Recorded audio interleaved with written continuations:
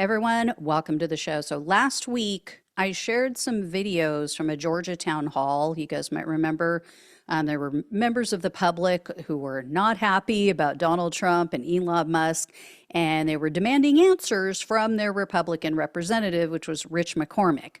Well, since then, there have been more Republicans who held town halls. Clearly didn't get the message. They also received a lot of criticism for their complete capitulation to this oligarchy. So you may have seen some of them. You may have seen the headlines or some of the videos from these angry constituents. And these Republican lawmakers are just flat out lying. Their go-to excuse right now is, oh, well, Donald Trump and Elon Musk, they're just uncovering waste, fraud, and abuse. That's their typical line. Well, there was this one Wisconsin Republican, Scott Fitzgerald. He looked like a deer caught in the headlights. I mean, he just got a less than warm welcome, you could say, at his event. And then there was an Oregon Republican named Cliff Bentz. He was totally caught off guard by the anger. And the audience kept asking him why he and the other Republicans are basically ceding their constitutional authority to Trump. Because remember, they're supposed to be co-equal branches of government. Co-equal being the operative term here, right? They have the same power. And so he used his best political spin and he tried to dodge the question, but that just basically pissed people off more. And then they started yelling. They were saying like, tax Elon, tax the rich. And then at one point, Bentz gets all butthurt and he tells the crowd, quote, "If you just came to yell, I can leave." Really? Really? This is your job, guy. Grow a pair of ovaries, okay? But you're not going to believe this next one. So I'm going to show you a video. This happened at an Idaho town hall. This was hosted by I think it's pronounced Kootenai, Kootenai, Kootenai, County Republican Central Committee. Check out this video. All right, hold on one moment here. Okay, again, you folks who are just popping off with stupid remarks, you're not taking into account the people sitting next to you. There's a bunch of people that came here to hear them. There's an opportunity for you to sound off, but not right now. And because you're not smart enough to know that, you're just crazy people. And what we're doing right now is just pausing while we ask.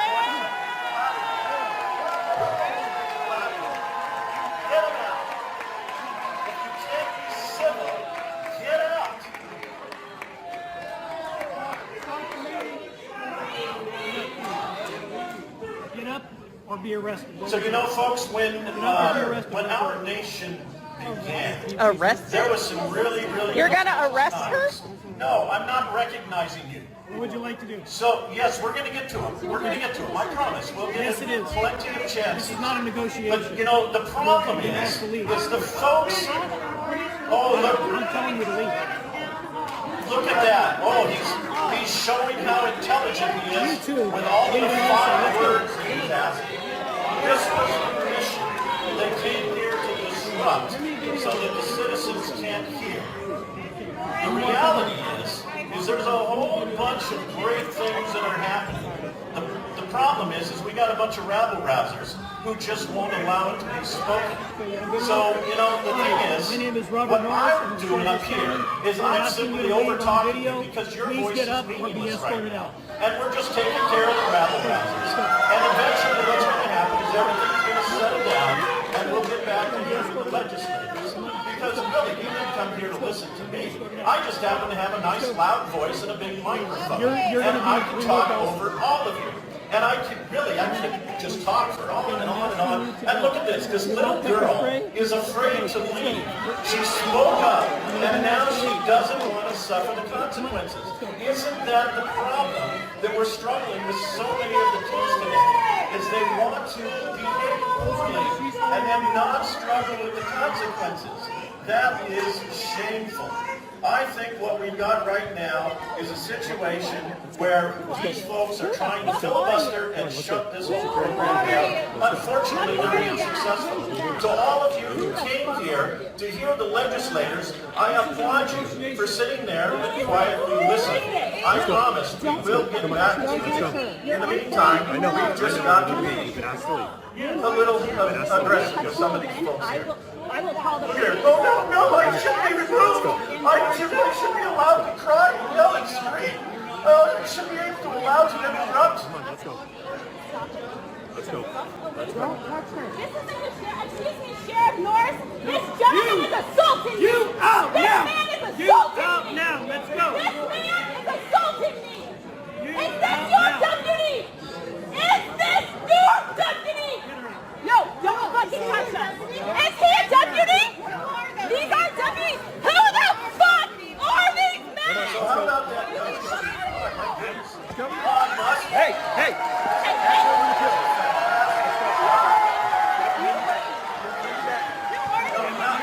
It's too bad that we have some 150-year-old Social Security recipients.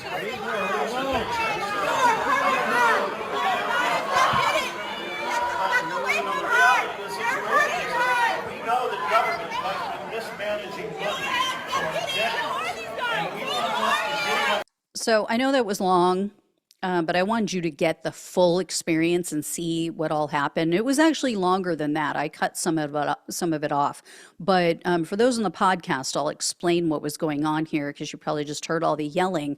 There was a woman who yelled out and questioned, is this a town hall or is this a lecture? Because it was supposed to be a town hall, which means the public is there to ask questions. Instead, they're up there giving lectures and showing a PowerPoint.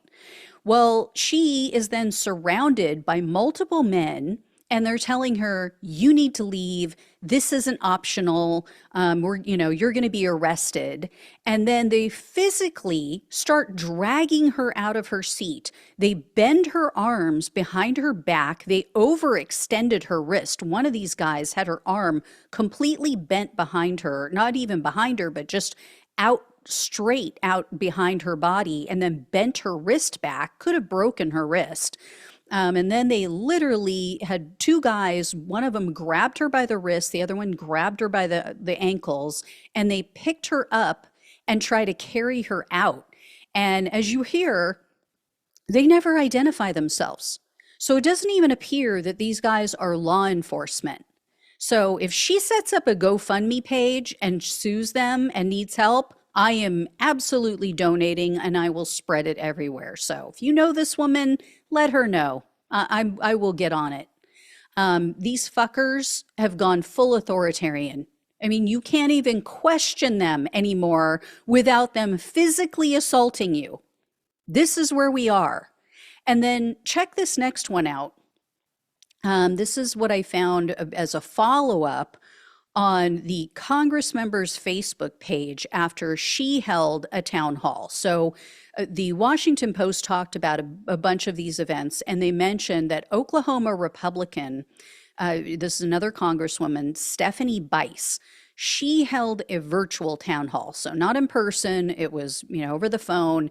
And one man who spoke on this virtual town hall said, hey, I'm a Republican, I'm an Army veteran.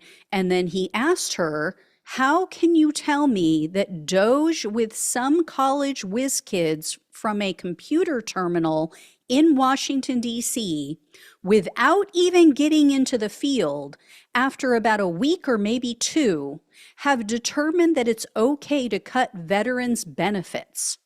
So Bice, instead of answering his question, first of all, she just skirted around it. And then she gave him the same BS answer about, oh, well, they're finding fraud, they're uncovering this abuse.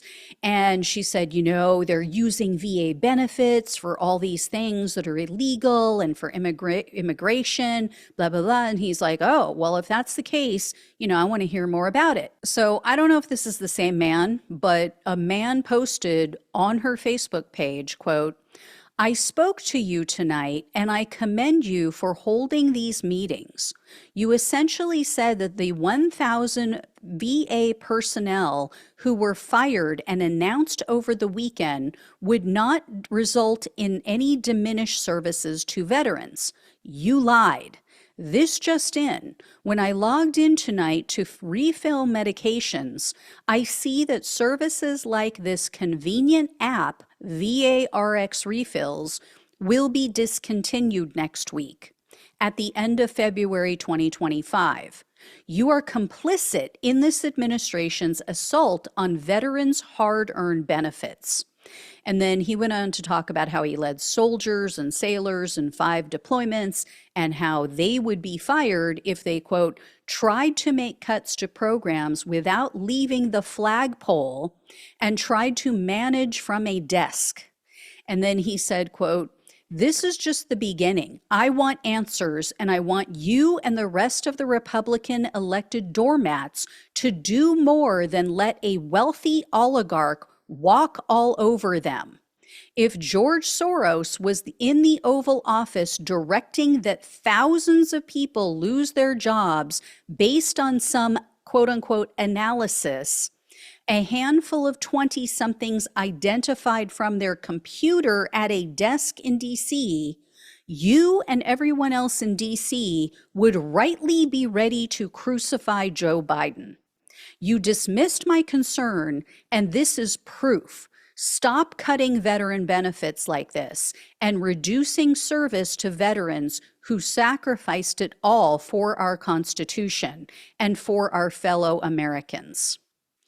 And then another man posted, quote, Oklahomans are not supporters of Putin. How can you and the rest of the Republican administration be so arrogant as to support a murderous dictator? Ukraine was not the aggressor in the horrific war that was thrust upon them. They have suffered enough. The Republican administration pledged to end this war on day one. What happened? And then she received a bunch more negative comments. And then people were fact-checking her for claiming that part of this so-called fraud, the VA fraud, was actually Veterans Affairs paying for housing for immigrants who served in the military. So there was a woman who comes into this comment section. She posted something that was like as long as War and Peace. I'm telling you, this thing was so long. Anyway, she's trying to cover for Congresswoman Bice. And, she tried to do this gotcha, and, basically saying, see, here's the link and you can read about it. The VA is paying for immigrants housing. So, this must be fraud. Well, other people actually went and read the full text, which this woman obviously did not. And they pointed out, and one woman specifically posted, quote, or responded to her, I should say, with, quote, DHS will also establish a robust interagency coordination effort, create a resource center to assist members and their immediate family with issues related to immigration, remove barriers to naturalization for eligible individuals, and review removal policies and practices to avoid future unjust removals of current and former service members and immediate family of service members. So that same veteran, the guy who left the first comment slamming the Congresswoman, he responded also to this woman and he wrote, quote, so let me get this right.